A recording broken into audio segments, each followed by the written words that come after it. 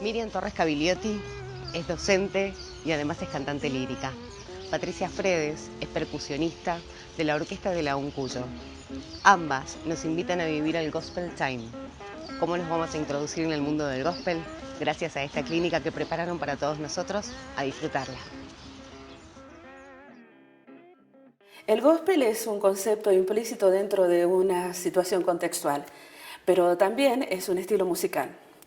Como concepto etimológico, en realidad no está bien claro de dónde proviene. Puede ser la combinación de dos palabras en inglés, Dios dice o Dios habla. Pero también se utiliza la palabra gospel para traducir lo que sería evangelio, que significa buenas noticias.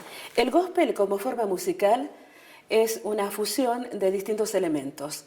Toda la progresión de lo que fue adquiriendo la música de los esclavos afros que se convierten al cristianismo, eso sería tomar del work song, tomar de las canciones de cunas de la nana negra, tomar del shout famoso, que era una especie de grito que se hacía también con una danza, que venían de los rituales de África. Toda esa combinación de entender la espiritualidad, pero aplicado a la doctrina cristiana, mezclado con los himnos protestantes europeos, va a ser lo que va a conformar musicalmente el gospel, teniendo en cuenta que la música europea tenía un academicismo y pedía una cierta técnica para ser abordado.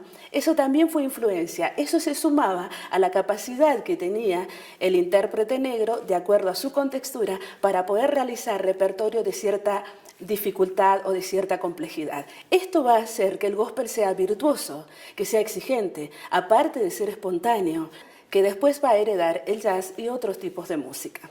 Recién en el siglo XIX, Philip Bliss, un director de orquesta, compositor, autor de himnos protestantes, va a ser el que va a colocar el título a una de sus publicaciones como The Gospel Songs. Va a ser la primera vez que esta palabra va a figurar por escrito. Cuando decimos que el espiritual negro y los himnos protestantes europeos van a conformar el gospel, no podemos dejar de mencionar el himno de los himnos dentro del gospel. Este himno va a ser el titulado Amazing Grace, que también fue escrito por un hombre blanco, John Newton.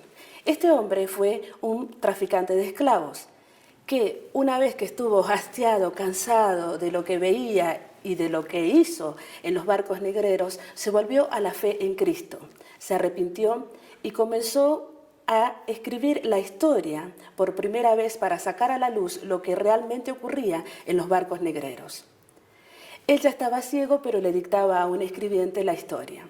Sumado a eso, se dedicó también a promover la libertad, la abolición de la esclavitud en Inglaterra, lo que logró con total éxito. Se dice, según la tradición, que la melodía de este gran himno, Amazing Grace, es de un esclavo afro. Este himno es interpretado normalmente por todos los intérpretes de spirituals, de jazz, de gospel, justamente por ser el emblemático himno que representa la salida de la esclavitud. El espiritual negro, que es la fusión de tantos elementos, y de tantos elementos musicales y de tantos elementos filosóficos. Dentro del spirituals había una temática que realmente importaba mucho al esclavo afro, era todo lo que tenía que ver con libertad. Y le llamó la atención de manera muy importante todos aquellos testimonios bíblicos que hablaban de personas o de pueblos en cautiverio, que por creer en Dios habían sido liberados. Teniendo en cuenta que les interesaba tanto el tema de alguien que se interesara en el esclavo, la esperanza va a ser la protagonista en los spirituals. Va a ser el tema principal. Y de ahí en más, hay un tema que ellos recurrentemente utilizaban dentro de los spirituals, la frase cruzar el Jordán, recordando que los hebreos, cuando fueron libres de la esclavitud en Egipto, tuvieron que cruzar el Jordán, lo cual representaba una gran dificultad, pero lograron hacer eso y después de eso venía el regreso a casa, la paz. Esa temática era sumamente importante en los spirituals, pero tenía varias connotaciones. Uno, podía significar que estaban hablando de cruzar el Jordán y cambiarse de la vida mundana a una vida consagrada a Dios.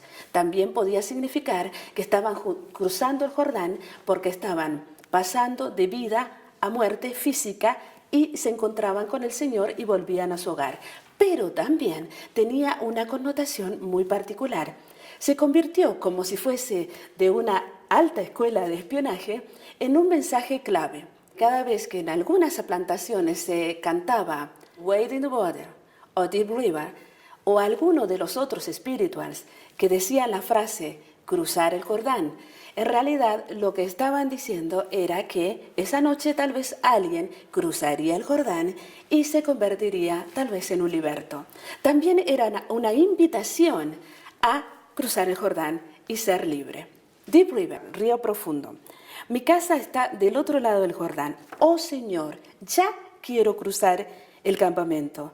Y dice 3 veces, ¿y tú no quieres ir? ¿Y tú no quieres ir? ¿Y tú no quieres ir a esa fiesta del Evangelio, a la tierra prometida, donde todo es paz, río profundo?